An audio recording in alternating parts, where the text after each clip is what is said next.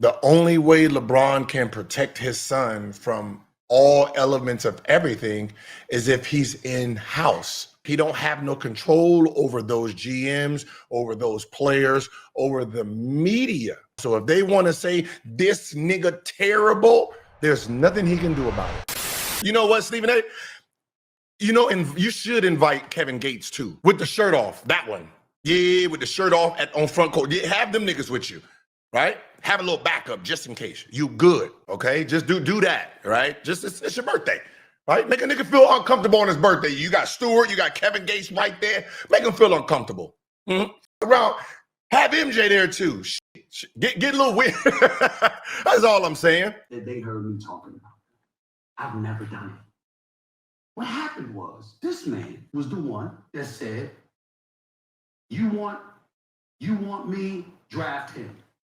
I'll come play anywhere he's at. It ain't even about the money. This man is the one who said he's better than some of the NBA players are right now when he was in high school. Well, technically, we don't know what game he was watching at that time. If it was the Blazers, possibly the Wizards. I mean, you know, I'm pretty sure everybody who was watching those games at that time probably thought anybody was better than them. Just, and I don't know if he said better or shoot better. You know, it gets all weird. Go back and look at the tape. Back then I said, stop. You can't do this. If you do that, you're bringing more pressure on your son. LeBron, stop. I said it then. This is before he got drafted. Stop doing this. He goes to USC. He got the heart ailment. I'm like, thank God he's okay. He gonna be all right. But I'm not gonna go see him at USC, just like I didn't go see him at Sierra Canyon, because like I ain't seen Melo's son. I heard your son is all world. I ain't seen him. Your son, I never saw these guys until they came pro, because I know, no, it's not that. I know that because of who I am and what I've established for myself in this industry, if I walk into an arena, everybody is looking for me to critique that person. And I don't want to do that because they want to come up. I'm not covering college. I'm covering bro. And their kids. And their kids. Well, I'm saying, but if I was a college reporter, then I would have to. But I wasn't. So why am I going to be here? I didn't want to put that extra pressure. So I never went. I went on national television and announced to the world, I'm not going to see him. He goes to USC. I'm not going to see him. It's too much. Spencer, because Gilbert is dumb. He should have been training his son instead of got prostitution and hookers going on, gambling, hanging out with the ultimate coon. How you know they was prostitutes and hookers? Isn't that the same thing, nigga? That's the same thing. Why I gotta have him there? Why couldn't he just been there and I just showed up because I'm a celebrity with money and I like to play poker? Which one? Okay. Why couldn't they been regular ass Instagram models who couldn't pay their rent? Why they had to be prostitutes? Like, who the fuck is bringing prostitutes to $1 million, $3 million, $5 million house? You crazy, man. You better stop listening to them people, man. It could be very, very well-known Instagram girls that's models doing a little something strange for a low piece of change. They ain't got nothing to do with me. It's too much. And then now he's got to overcome this heart ailment, so I can't judge him. But then they said, oh, he's going pro. So then once you say he's going pro, okay, you're talking to the scouts and the evaluators and everybody else. Yo, man, this is them. He'll be lucky to be a second-round pick. He'll be lucky. He ain't ready, blah, blah, blah. And I'm like, I ain't seen him, y'all. I haven't seen him. Then all of a sudden, Rich Paul and others. Danny, what do you mean? I think everything is funny and I'm not going to have a show. Either it's funny or not. If I'm laughing, it's funny. I can tell you one thing that was funny. That day was not funny. I can tell you that until I got out. Clutch. And then the story and headlines follow. Boston might be interested. Golden State might be interested. Phoenix might be. Clippers might be. You start hearing all of this and you're like, this could be true or this could be them wielding their magic to make it look such a way. I say nothing. He gets drafted by the Lakers, which everybody knew was going to happen because, the skids were greased, and he gets drafted. I still say nothing. He goes into it's opening night. Now remember, most cats talk about the league. I cover it. What I mean by that is that you can give your... Hey, he's talking about you niggas out here in these streets. All you content creators. Y'all just talk about this. He said he living it. He there. Full time. That's his J-O-B. That's a flex. Opinion. You might not be on the phone with the commissioner. You might not be on the phone with the executive VP. You might not be on the phone with other people that work in these offices. I am. So because of that, I'm hearing all of this. Yeah, you know, we just gonna go along with it. Open the night, I'm talking about. Open the night. And we just gonna go along with it. Or you hearing the Lakers are just going along with it. You're hearing this stuff. Now, I'm not saying they told me that meaning the commissioner or Genie Bus, but I'm saying you're hearing that from those organizations. So I'm getting all of this. I still say nothing. I'm cool. I'm at crypto.com arena. I'm one of those cats standing. Ken Griffey, Steve Senior and Junior, who all stars, Hall of Famer, and Ken Griffey Jr. They got them there. And again, I've been covering this for 30 years. I mean, I ain't gonna lie. That was like something special. I'ma just be honest as a father. You playing with your son opening day, that was special. I'm not gonna lie. So, you know, let me just go ahead and throw that up in there. If any one of us could have played a game on a professional level with our seed, we would have did it. No matter what outcome it was, we would have did it because you can't take that away from either one of you. NBA sports. You understand? So how you think it's all looking to me? It's a little bit too choreographed. But I'm there. I'm still like this. Congratulations. You know what I'm saying? Because I'm thinking, let's have this moment because LeBron deserves it. The brother, I got him number 2 all time behind Jordan, right? He's done so much for the league. He's generated so much money. I want to hear about Bronny and the $8 million. As far as I'm concerned, LeBron underpaid. This shit, that's $8 million he should have had in his pocket. It's no big deal to me. But the one thing I did say was, that one game right there is the moment. Now you got to go to the G League and earn your stripes. Instead, he's playing and playing and playing. And I'm getting stats. And he go against Philly. They put him in the first quarter. And Tyrese and them gave it to him. And then they plaster on Sports Center 0.3 points. 0.3 points. Okay. He was the 55th pick. We know that. We see it's easier to talk about it now because we know the results. Right? We know the results, right? Just like any second round pick, majority of the second round players usually don't even make it to the NBA. That season, they usually don't last. They're in the G League or they got cut before the season even started. So at least there's 30 players in the G League. 30 players in the second round. At least 15 of them got cut before the season even started. The ones who do get in, they're in G League. Other than that, they play at the end of the game. Okay, him getting in with his father in the middle of the game, game one, understandable. Against Philly,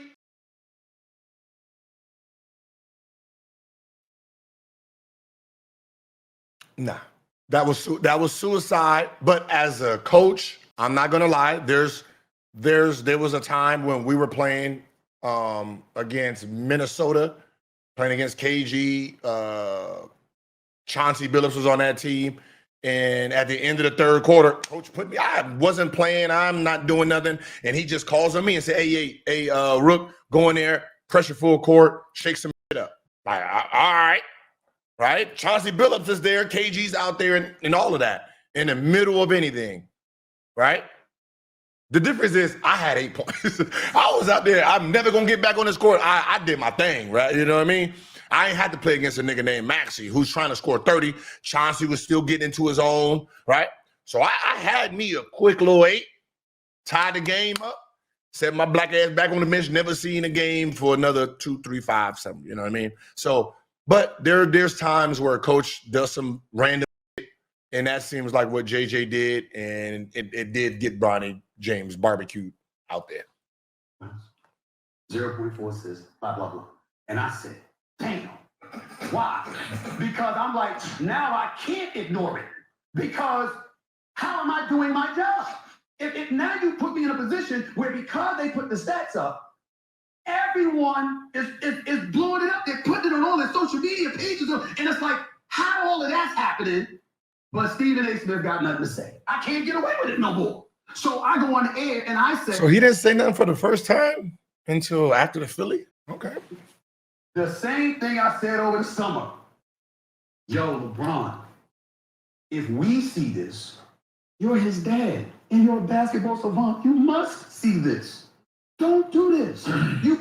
Because you're putting him under such a microscope. It's going to be too much for him to overcome. Give him a chance. So that's what I said. And because I prefaced it by saying, as a dad, the only reason I said as a dad is because you marketed yourself as his dad to help him get into the league. Mm-hmm. You didn't do that. Melo didn't do that. Or it hasn't yet. And I know he wouldn't. D-Wade. Whoa. Oh, okay. See, that's where the lie got to stop. And a lot of people ran with that. D-Wade and D-Wade was part of Utah. Is part of Utah, and they drafted him. They did a press conference. They did a whole little showing behind the scenes live of Utah Jazz drafting the son. So I don't know where that bullshit came from. Where D-Wade did it for his son, because just like any father, if you do have the power to make things happen, you do it. Like, what are y'all talking? Y'all, do y'all not remember? Oh, y'all didn't care. See, sometimes y'all just say something because y'all don't remember or you didn't care at that moment in time, so it eludes you. But D-Wade did use his power to get his son drafted on the Utah Jazz team. And then Dwayne Wade says, I got you in the door.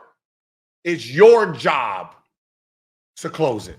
Sorry, Ricky, you can go online and look at it. That's just the facts. So they're both wrong here on that one. Hardaway Sr., Rick Barry. He got drafted. No, he didn't get a G League invite. He got drafted in the G League. I think it was with the 9th pick in the G League. Got drafted by the Utah. Got his foot in the door. So there's no difference. Like I don't know where you guys. How you going? So I'm wrong. Y'all want to see the draft? y'all want to see the draft? Yeah, there's a G League draft, and it was live streamed. See, this is why I know y'all don't be paying attention. You didn't know there was a G League draft. You didn't know none of it. Yes, it was a G League draft. It was live, and they were all in the house together, watching, listening, and they all celebrated. I know we celebrated too, because he's a Sierra Canyon. So all the Sierra Canyon people and families, it was a big thing because he didn't really get to play much here. D-Wade's son, Zaire, came here his senior year, he averaged, I think, 3 or 4 points. He came off the bench. So getting that shot in the G League was a big thing. So with Zaire,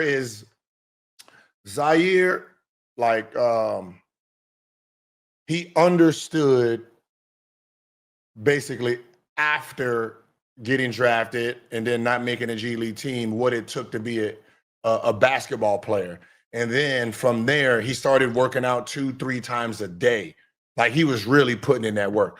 Before that, he just, that age, sometimes the kids don't be understanding how important sacrifice and work ethic is. And, he caught it late, but when he caught it, he started like really training. Like he was in the gym a lot, just getting better. Like if he would have put that work in when he first got to Cali, he would have for sure, made it. But he caught it late, and he's still trying to, get that mojo. None of them did that. None of them. He's the only one. And I said, yo, that's why I'm saying this to you. I don't want to do this. I know your intentions are honorable. Go back and watch the whole tape of me saying it. I know your intentions are honorable. I know you don't mean harm. But there's some vultures out here, and they're going to come for him.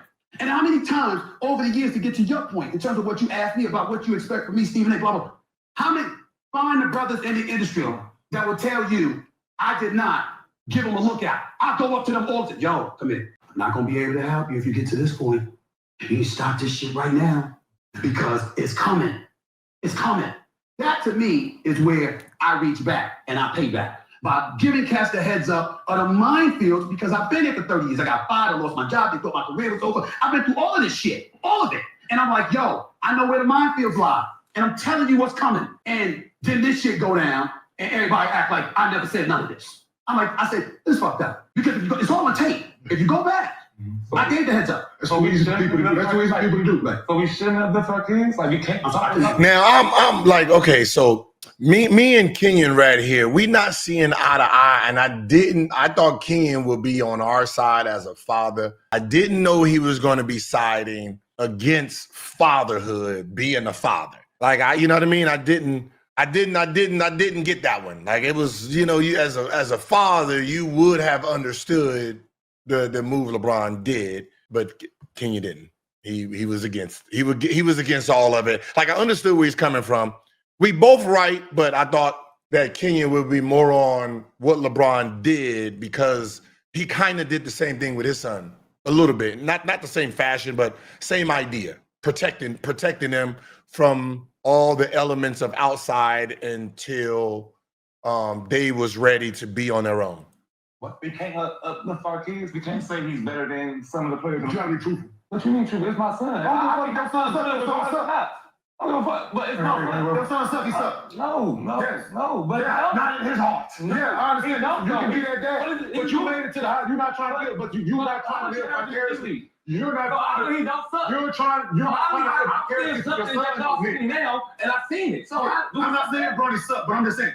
But you just you honest. Yes, you can be that. Listen. I coach little league rec girls basketball, right? Trust me when I tell you, some of them parents being there cheering they fucking heart out for their child. Yeah, you supposed to. Shit, it's my child. You see that product? They ain't got nobody athletic in their family tree. Whoa, man. Listen, they're for an anomaly. They ain't got athletic bone in their body. They ain't got athletic bone in their family tree. And they got their child out here and they got them motherfuckers with signs and shit. Right. Go get them. But no, what I'm saying, this all your child needs help. Saying my child is better than somebody in the NBA. They don't mean that. Wait, don't you coach your son on the field? No. Respect me. No, I ain't gonna do this, man. I'm trying to break up the little whatever they got going on. I'm trying to get it. Okay. Don't go put a set lead. My 6-year-old son. Yeah, I got a like, no, I got a no fool. I thought you was Coach Ass, boy. But the other part that I would bring to you, Swag, is this. That's all. Yeah. Because you played in the NBA, it ain't just about how you feel. It's about how you know what's coming. And then I got and so now, as a parent, you got an obligation to protect from what's coming. To your point, right? I used to tell kids all the time. Internally, I see it. You have what it takes to play in the NBA. Right? All you do. You know what's coming. Okay. But the other part that I would bring to you, Swag, is this. That's all. Because you played in the NBA, it ain't just about how you feel. It's about how you know what's coming. And then I got and so now, as a parent, you got an obligation to protect from what's coming. That's exactly what LeBron did by drafting him to the Lakers. Trying to protect him from everything that's coming. The only way LeBron can protect his son from all elements of everything is if he's in-house. If he's in-house, he can control the outcome a lot better in-house. He has more dictatorship with the Lakers. Him going to another league or he don't have no control over those GMs, over those players, over the media at that point. So if they want to say this nigga terrible, there's nothing he can do about it. You know what I mean? So it seems like that's what he was doing and that's what he did, but they're only looking at one side of it. They're only looking at the backlash that he got drafted to the Lakers backlash, but don't realize that if the same kid was drafted somewhere else, if he was drafted to New York Knicks, what do you think that media and fan base would have did to him every time he got in the game and did? You know what I mean? Like he can't protect them from those elements. He can protect them in-house.